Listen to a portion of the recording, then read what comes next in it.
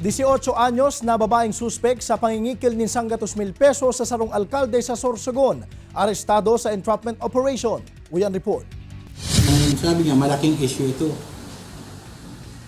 Malaking issue. Bigyan mo ako ng 100. Inisubuot ang sinabi kan 18 anyos na suspek sa pangingikil kay Alkalde Antonio Alindugan, Kanhupan, Sorsogon. Sigun kay Alindugan, nagpuon subot ini kan may nag-text sa iya na nagpapabistong staff kan sarong abogado na igwang itatao sa iya mga dokumento. Huli digdi, nakipaghilingan siya sa paghuna na lehitimong staff ini kan sa iyang kabisto. Masarong oras subot siyang naghalat sa may pier. Kan pahali na siya, may naglunad sa likod kan sa iyang bihikulo.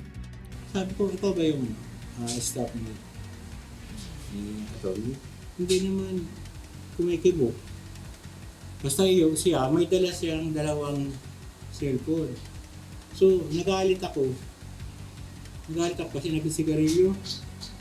Ngayon, pinagalitan ko ng pinagalitan. Tapos pinagmura ko sa ayaw talaga bumaba. Pigtawan subot kan alkalde ng 3,000 pesos ang babayi. Magbabasa na sa iyang lunadan.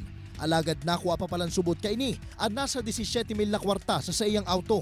Sabi sa akin, sorry inutusan lang ako.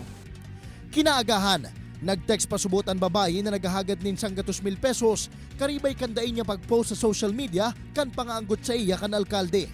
Digdi na naghagad tabang sa Alindugan sa mga otoridad dalan nga ning magkasa nin sarong entrapment operation. Meet up sila sa sentro together with police operatives at nung nagkapalitan na nga ng pera, binayad na po ni Mayor yung 100,000 dito sa suspects. Sa suspect ay agad-agad siyang inaresto ng ating mga operatiba. Napag-araman na may record naman ng suspect sa parehong kaso nin pangingikil kan siya 16 anyos pa sana. Sa presente, nagtitinir na sa kustodiya kan Sorsogon MPS ang suspect para sa maninigong disposisyon.